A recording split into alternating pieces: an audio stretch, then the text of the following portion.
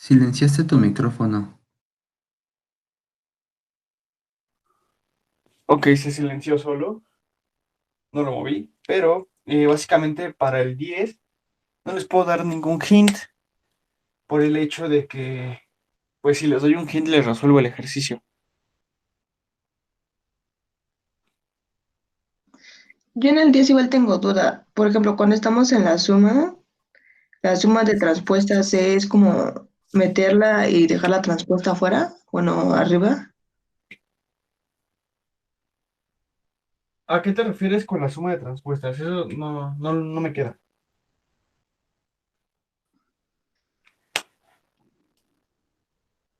Es que para demostrar que es espacio vectorial, pues tenemos que demostrar que la suma es cerrada y eso, ¿no? Exacto. O primero convertemos la transpuesta, o sea, A y J transpuesta es igual a J y luego ya lo sumamos. Pues por la definición que tienes de suma, te dice que A más circulito B tiene que ser igual a A transpuesta más B transpuesta. Entonces, pues, ¿qué hay que hacer? Hay que primero transponer estas dos de acá. Y ya que transpusimos, ahora sí, hay que sumar.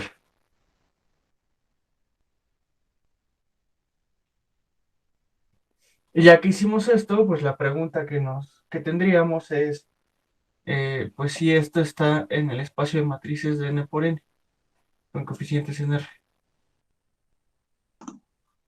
Ahí también me surgió otra duda. Cuando dices m de n por n, ¿se refiere a que tenemos que sumar la misma como a transpuesta más a transpuesta? No, no, no. Esto de aquí es la notación. Te dice aquí que son matrices.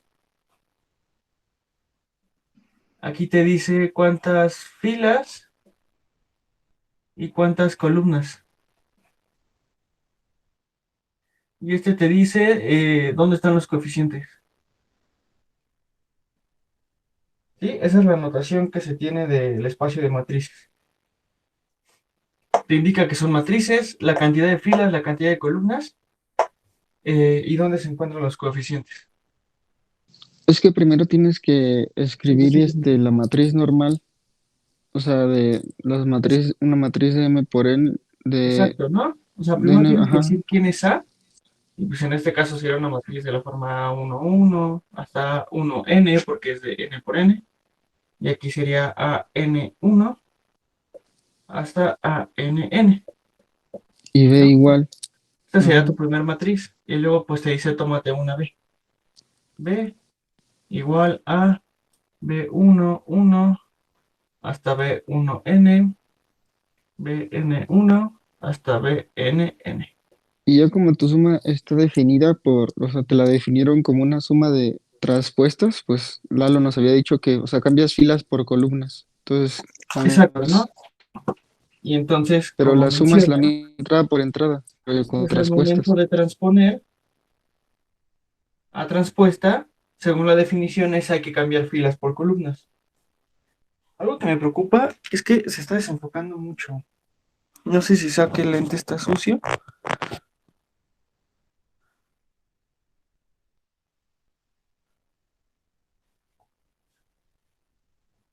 Entonces, a transpuesta, pues, ¿quién tiene que ser?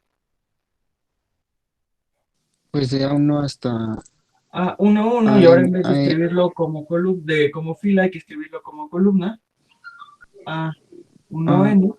n, y aquí pues teníamos la columna a n 1, digo la fila a n 1, pues ahora se va a ver como columna a n n, ¿no? Y esta es la transpuesta. Lo mismo podemos hacer para B. Entonces te va a quedar B1, 1, aquí se me pasó este de aquí, hasta B1n, y aquí va a ser Bn1 hasta Bn, ¿no? Y ahora sí ya tienes tus transpuestas, ya tienes tus matrices transpuestas. Ay, que me falta una respuesta. Y ahora, ¿qué hay que hacer? Pues hay que sumarlas. Bueno, más Pues bien, lo sumas, ¿no?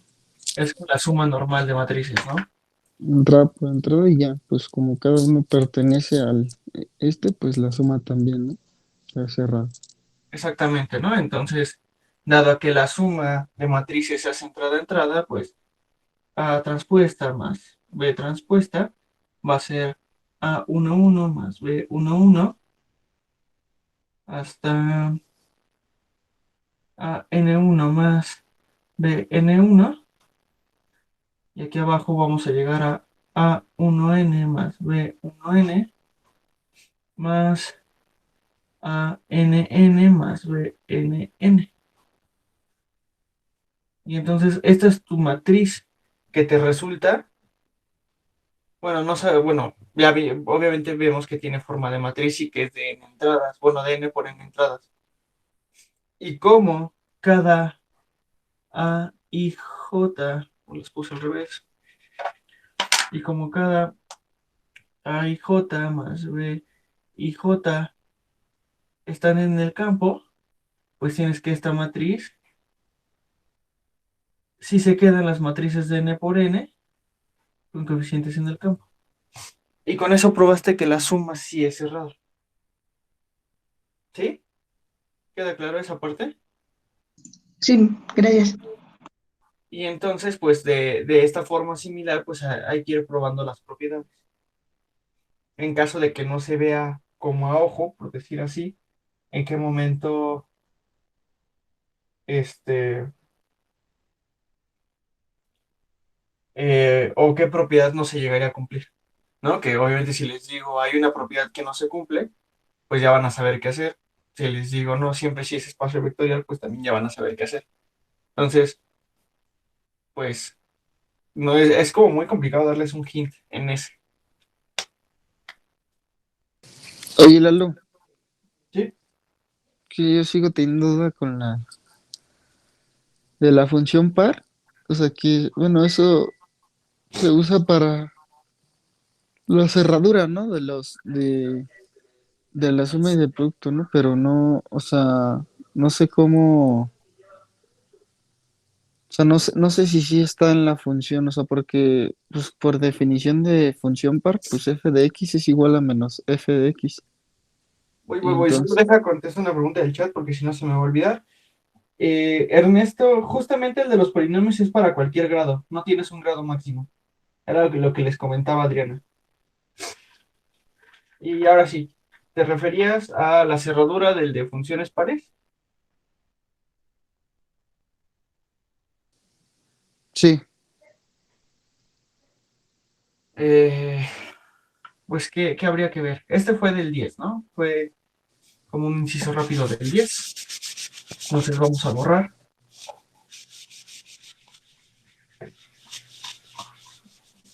Voy a borrar hasta la mitad para que siga enfocando bien. Y entonces el otro es el del 5.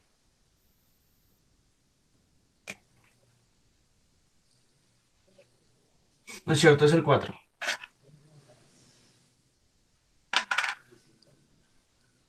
¿No? Y te dice B va a ser igual a las F's que van de R en R, tales que F es una función par.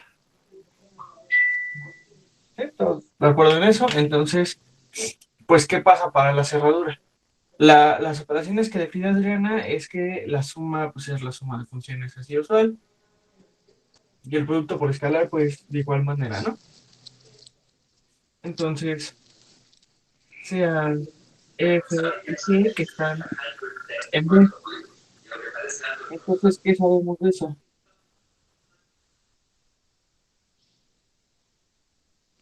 Pues que ambas son funciones pares, ¿no?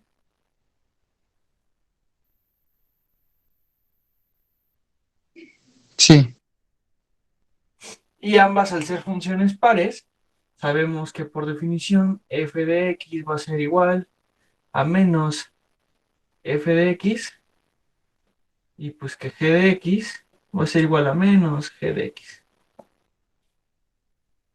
¿Y qué nos dice eso? ¿Eso no es que sea una función impar? Posiblemente sí. Sí, tienes razón. La que es par es la que tiene f de menos x. Sí. Sí, hace mucho tiempo que tomé los cálculos, disculpe. Entonces, pues, ¿qué sabemos? Queremos ver que si nosotros sumamos estas dos, pues sigue manteniéndose la función par, ¿no? Sí. Y entonces, ¿qué hacemos? Pues, ¿quién va a ser f de x más g de x por la definición?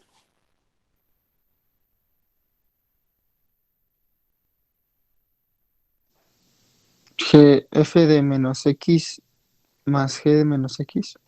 Ajá, ¿no? Principalmente va a ser f de menos x más g de menos x.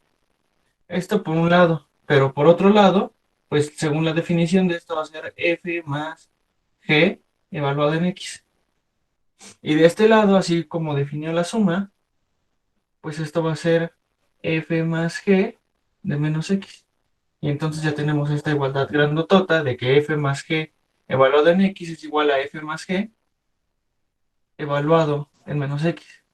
Y Mm, por lo tanto la suma sigue siendo una función par, ¿no? Entonces, sí, por lo tanto, esto sí se queda en b.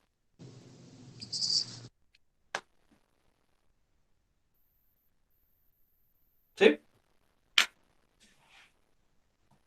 sí, Y ahora en el chat preguntan.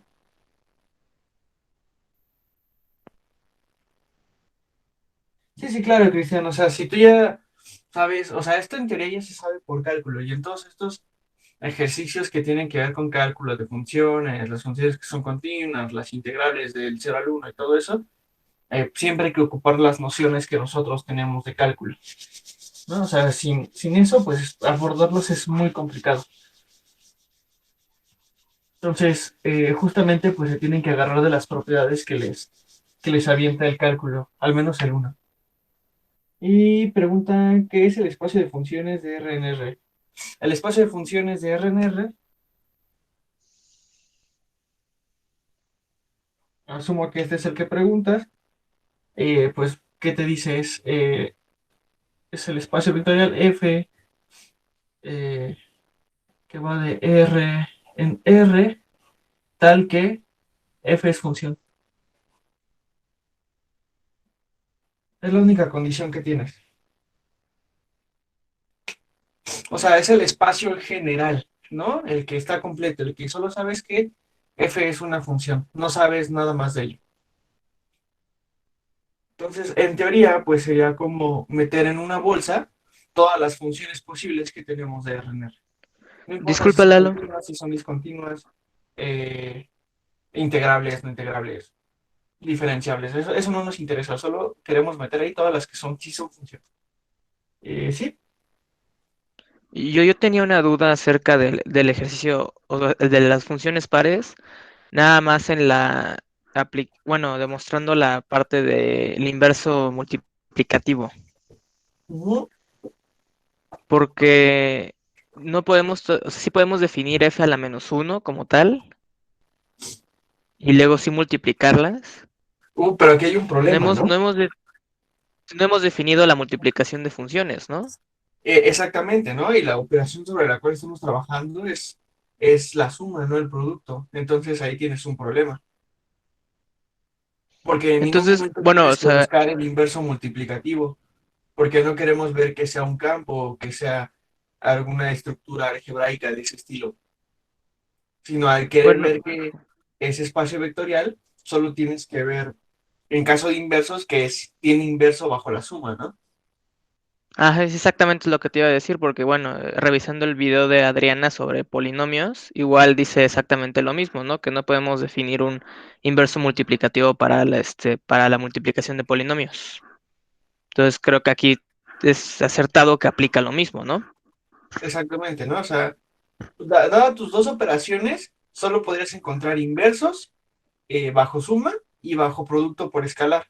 Pero para el producto por escalar, pues nunca se definió que es un inverso. Ok, vale, gracias. De nada. Luego,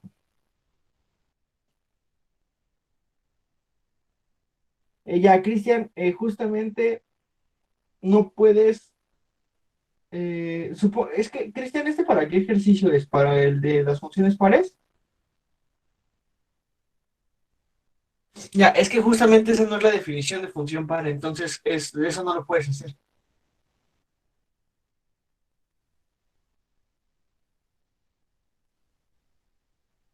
Ya, justamente la definición de que una función sea par es que cumple esta de aquí y esta de aquí.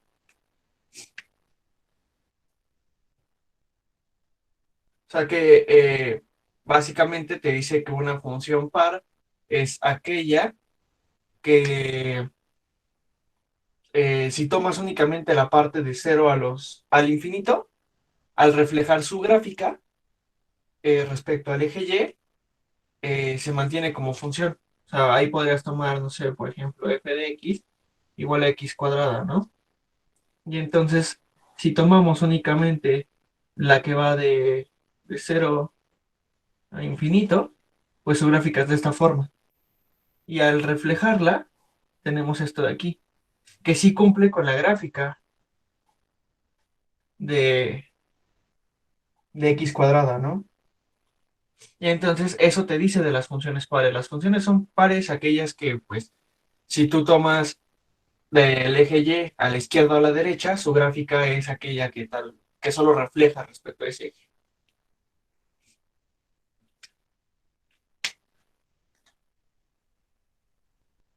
Ok, preguntan por un hint para la 8.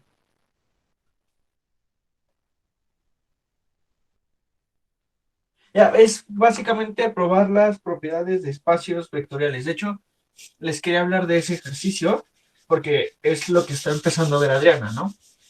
Ya les empezó a hablar de espacios vectoriales y de subespacios vectoriales.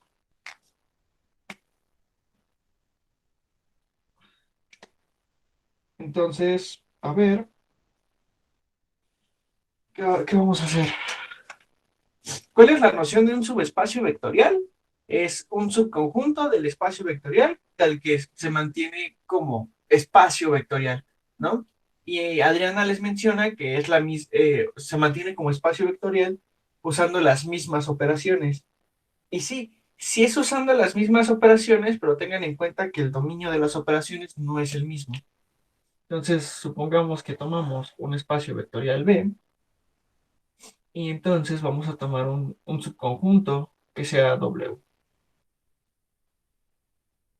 Y entonces, ¿qué te dice? B, al ser espacio vectorial, pues tenemos una suma definida para B y un producto por escalar definido para B. Donde, ¿qué pasa? Esta suma, ¿de dónde a dónde va? Pues sabes que va de B cruz B a B. Eso porque es cerrado.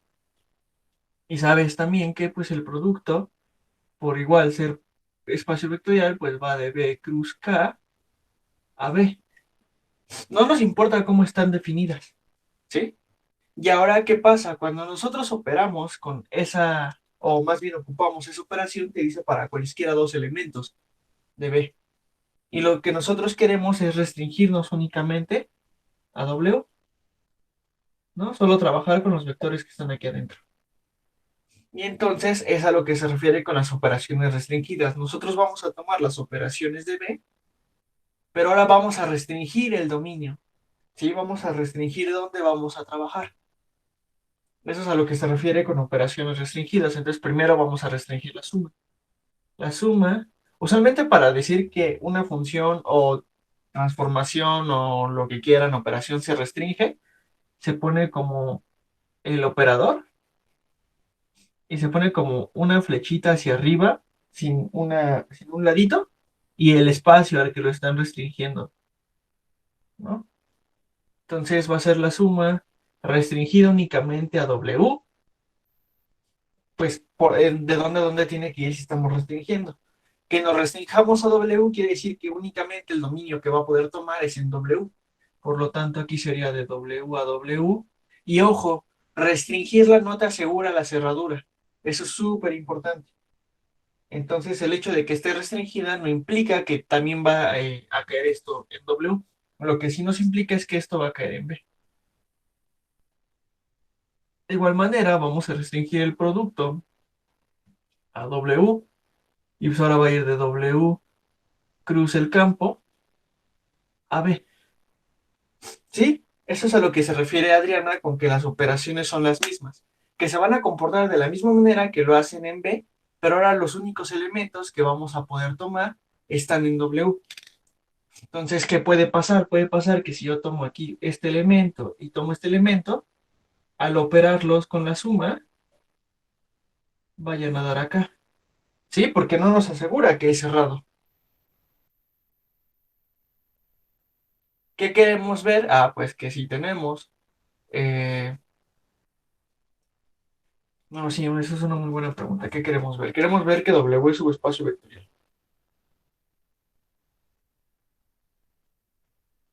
Se dice, prueba que un subconjunto U del espacio vectorial es subespacio de este, si solo si U es espacio vectorial sobre K, sobre el mismo campo, con las operaciones restringidas. Entonces, ¿qué te dice eso? Te dice, tú sabes que B es espacio vectorial, ¿sí? Y quieres ver que W, bueno, con este no importa, es, bueno, en este caso le llama U, es lo mismo, es subespacio, sí y solo si W es, bueno, más bien lo voy a poner como la tercia, como debe ser, W con la suma restringida W y con el producto restringido W es espacio vectorial. Uno más bien es K espacio vectorial, ¿no? K espacio vectorial. Asumiendo que este de aquí, pues también es un espacio vectorial sobre K.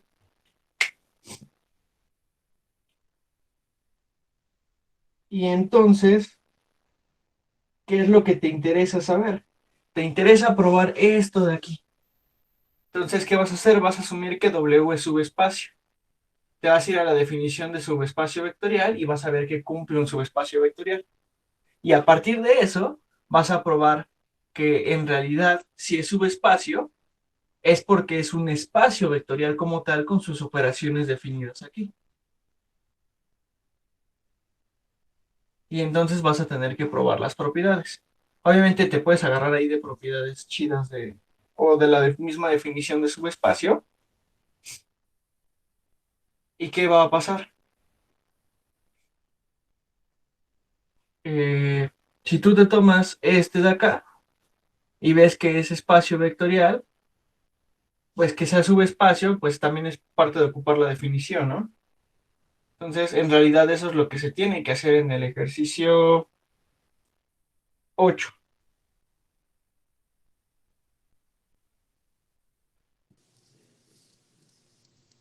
Leo, digo Lalo, Casi.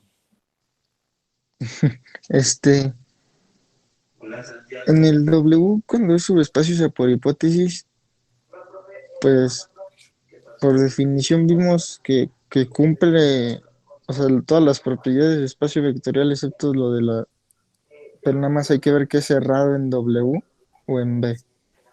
Exacto, ¿no? Hay que probar esas cositas.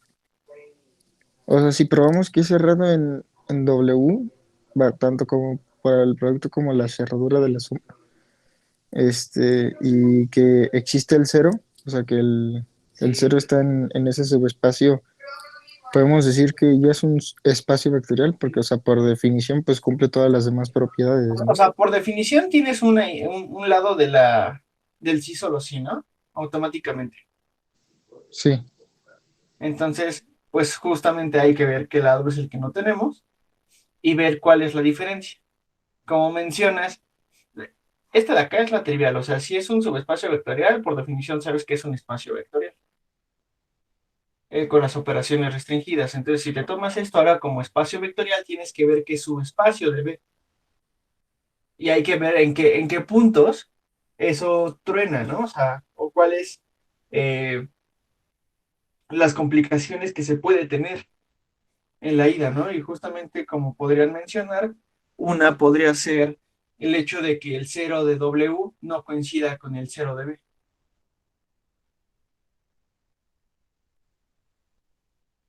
Y ahí tienen que argumentar por qué puede coincidir, por qué puede no coincidir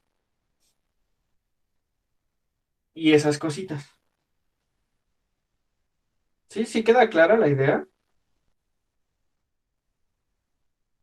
O sea, un lado de la prueba ya la tienen.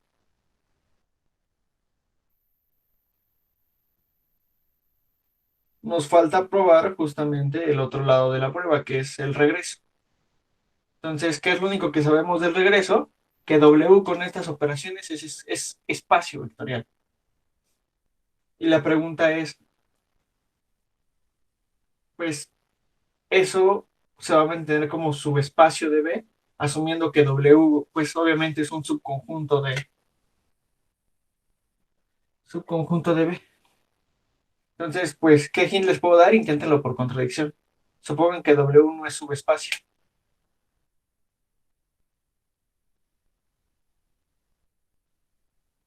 Bueno, no, eso se ve muy complicado porque es como atinarle a qué propiedad. No se vale.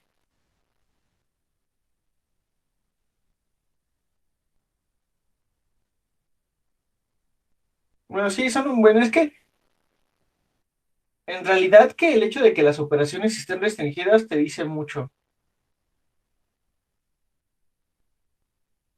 Lo importante de ver, como mencionan, es qué pasa con los elementos que son distinguidos dentro del espacio vectorial. Eso es lo que te interesa ver.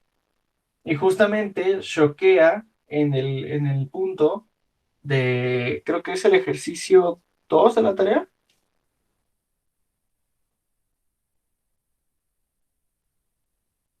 Exactamente, ¿no? O sea, del ejercicio 2 de la tarea ya les dice cuáles son los puntos críticos que tienen en el regreso.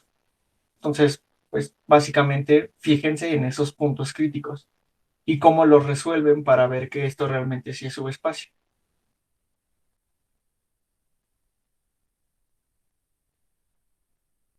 ¿Sí, sí queda claro o los estoy haciendo bolas o digan algo?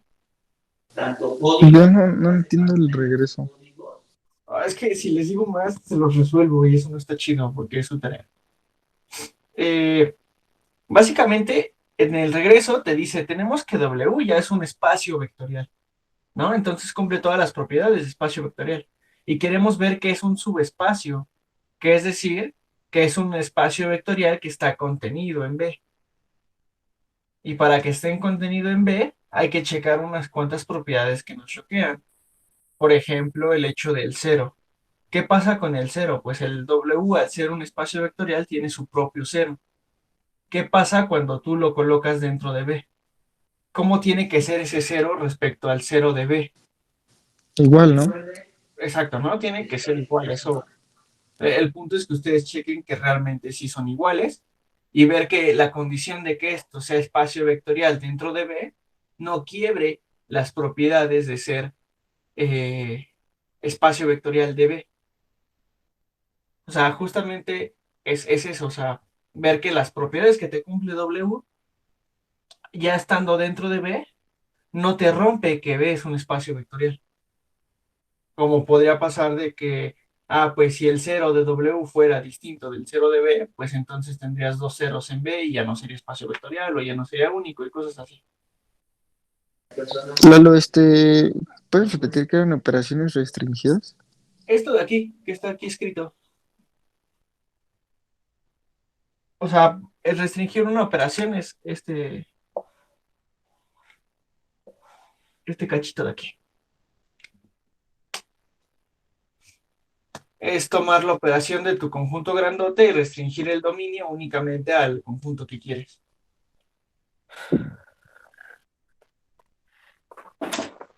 Sí, suena un poco extraño, pero créanme que es más común de lo que parece. Pero bueno, es que ahí en el regreso, cuando estamos diciendo que W es espacio vectorial, podríamos decir que también es subespacio vectorial de sí mismo, ¿no? Como que, y si ese espacio vectorial, digamos, lo metemos en el espacio vectorial V, que es más grande que W, o que lo contiene, pues ya podríamos decir que, pues sí cumple la propiedad, ¿no? Y en Bueno, el ¿sabías que punto. en ese caso sabías como respecto a W, ¿no? Pero queremos saber qué pasa respecto a B, porque no siempre los subespacios que vas a tener en B van a ser ellos mismos. Y bueno, y en el punto donde me estabas diciendo que si existían dos ceros, ahí como que me llega la idea del ejercicio 2 donde si existieran dos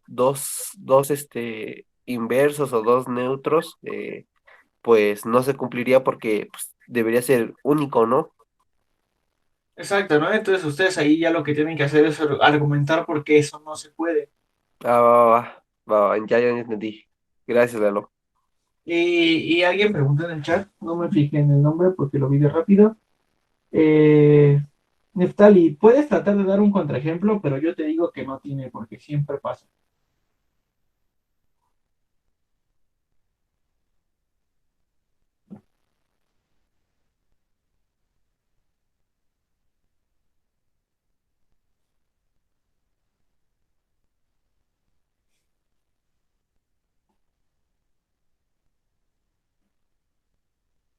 ¿Más dudas de la tarea?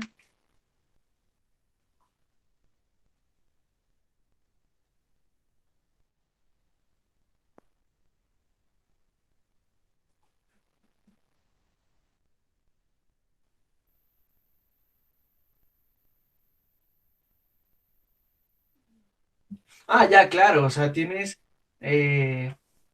sí, no, ya les comentó Adriana que hay algo que se le llama el criterio del subespacio, que solo tienes que probar ciertas propiedades para ver qué es un subespacio. Claro que hay un criterio del subcampo, pero eso no es necesario. ¿Por qué? Porque en el uno te pide que veas que todo subcampo de C contiene a Q. Y entonces, ¿qué tienes que hacer? Tomarte un subcampo de C y ver que realmente Q está dentro. Y la forma de verlo es de una forma constructiva. Era lo que les había comentado, ¿no? A ver, voy a escribir con verde. O sea, igual, pues casi siempre los criterios son los mismos.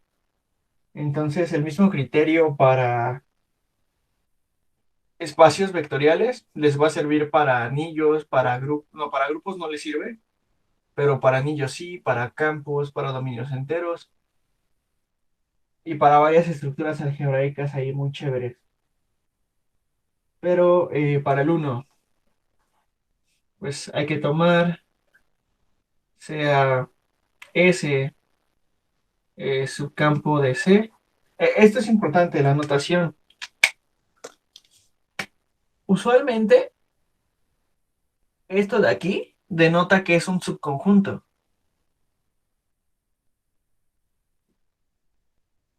Cuando uno escribe como si fuera el menor igual hablando sobre conjuntos, lo que indicamos aquí es que es una subestructura.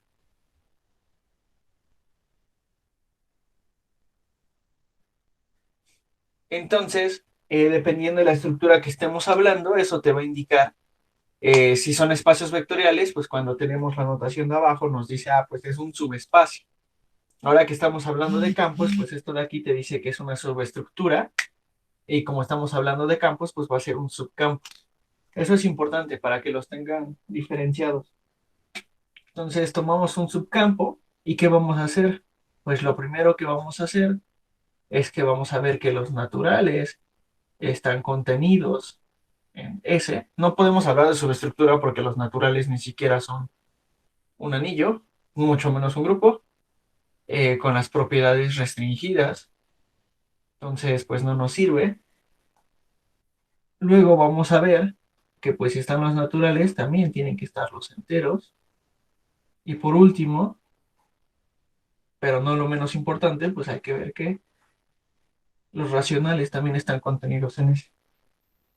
Y aquí es cuando vamos a probar lo que queremos, que es que para cualquier subcampo que estemos tomando de los complejos, Q tiene que estar contenido. ¿Sí? ¿Y de qué te vas a ayudar?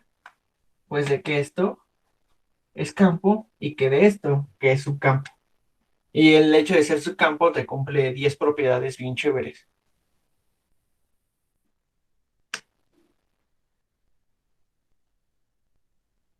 Por ejemplo, para construir las naturales que habíamos hecho, pues habíamos visto que el cero y que el uno estaban en ese. Y es el cero y el uno usual, ¿no? Porque hablamos de los complejos. Y a partir con eso construíamos a los naturales. Luego con Consulta, otras propiedades del hecho de ser campo, construimos a los enteros. Y ya esta parte pues se las dejé a ustedes. ¿Alguien va a decir algo? consulta, podríamos decir que porque existe el inverso multiplicativo o como Exacto, por ¿no? ejemplo. Por el hecho de ser un campo, el inverso aditivo se tiene, que es el cero. No puede ser otro porque también los inversos son únicos en esas estructuras algebraicas, ¿no? Entonces, pues forzosamente ahí ya tienes al cero normal, al que conocemos todos. Bueno, conocemos entre comillas. Luego tienes al inverso, perdón, al neutro multiplicativo de los complejos, que quién es, pues sigue siendo el uno de toda la vida, ¿no? Entonces, con eso ya tenemos al cero y al uno dentro de ese. Forzosamente tienen que estar ahí y tienen que ser ellos porque son únicos. Y a partir de ahí, ocupando las propiedades de su campo, cerraduras, asociativas, conmutativas, eh, bueno, en sí todas esas no se ocupan, más que nada se ocupan que son cerrados bajo operaciones. Vas a ocupar cosas de neutros, cosas de inversos, para construir a n, a z y a q.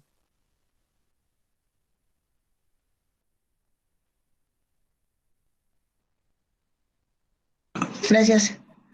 Y nada, El inverso aditivo es para los enteros, ¿no? A partir de los naturales y el multiplicativo pues ya para los racionales, ¿no?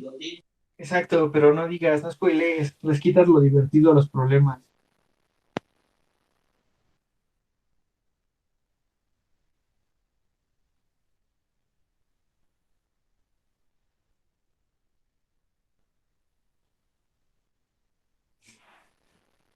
¿Vas a dudar de la tarea?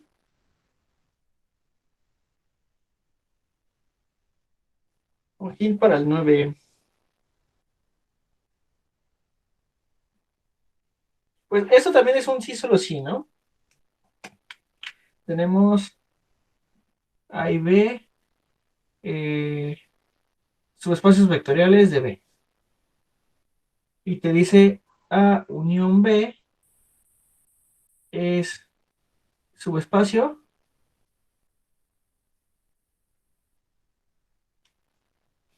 Sí, solo sí, es un sí, solo sí. A está contenido en B o B contenido en A. Ah, sí, yo lo puse.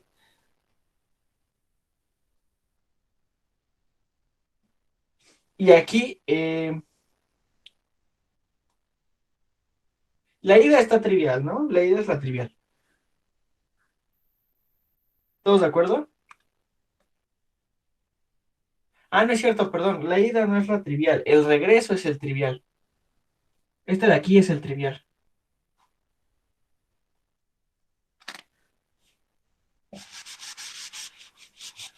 Aquí sí, ¿quién dice por qué eso es trivial?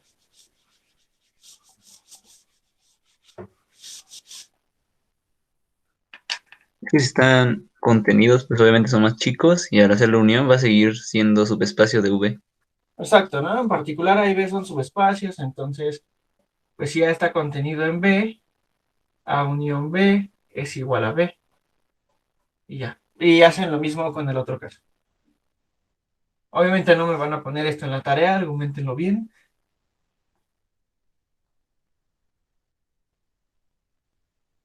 Y la chida es la ida.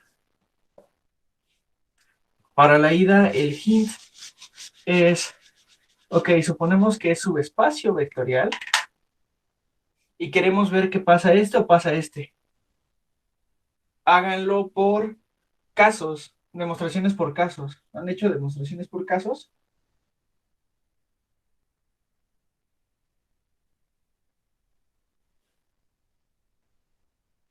Entonces, demostraciones por casos es, pues tenemos A unión B subespacio, y como tenemos que puede pasar este, pues suponemos que alguno de los dos no pasa. Y A no está contenido en B. Y así, pues lo que queremos probar es el otro caso. Por lo tanto, B, más bien por demostrar, B está contenido en A. ¿Y dónde empiezan? De aquí. Como A no está contenido en B, existe, no sé, X que está en A, tal que pues X no está en B.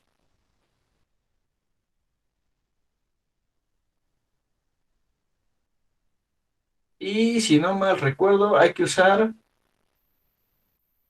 A. mm,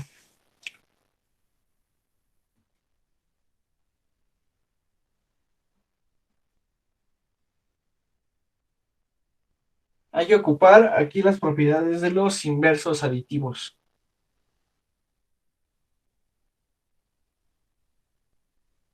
Pero pues básicamente por aquí se empieza. O sea, tomamos, siempre el truco está en usarla por casos. Entonces, eh, van a tener que hacer dos casos. Este es el caso uno. Luego van a tener que hacer el caso cuando B no está contenido en A y van a tener que probar que A sí está contenido en B. Empiezan de esta forma, como A no está contenido en B, existe uno que está en A y que no está en B. Luego van a saber que para todo elemento de B también va a estar en A. Y aquí hay que ocupar los inversos aditivos. Y entonces, pues van a llegar.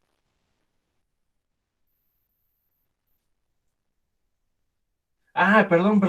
Se puede hacer por casos, pero hay una parte donde se van a atorar porque es bastante complicada. Háganlo completamente por contradicción. Y así van a tener que hacer casos, pero los van a hacer después. Entonces, por contradicción, A no está contenido en B y B no está contenido en A.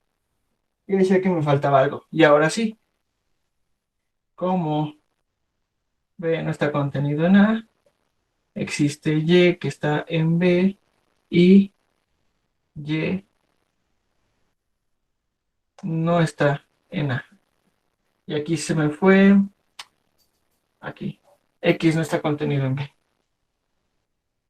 Y aquí ya es cuestión de ocupar cerraduras, inversos, y va a caer la contradicción. Sí, hasta ahí es todo lo que puedo hacer, no puedo escribir más. Pero sí queda clara la idea.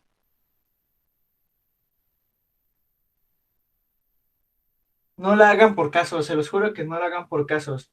En mi vida he calificado ese ejercicio por casos y que esté bien. Nunca, nunca, nunca. Entonces, no la hagan por casos, háganla directo por contradicción.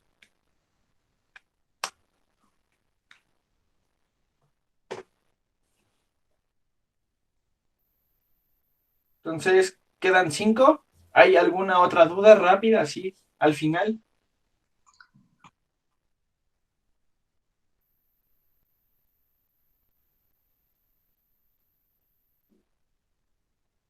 Pero es que no estamos haciendo casos, Ernesto. Estamos haciendo contradicción.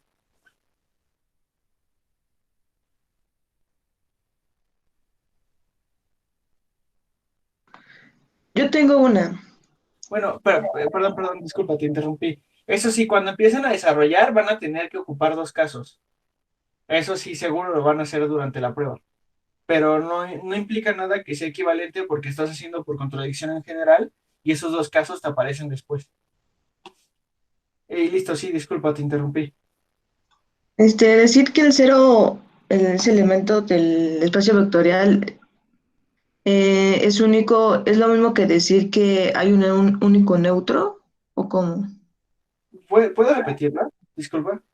O sea, decir que el cero es único es lo mismo que decir que hay un único neutro. Sí,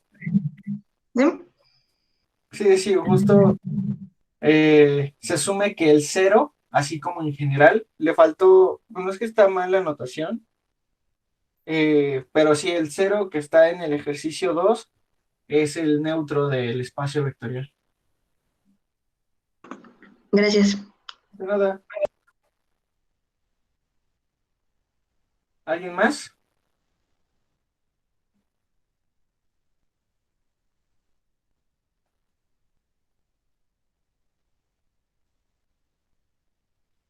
Creo que no. Entonces, sí, bueno, ya, creo que ya. Entonces, si no hay más dudas,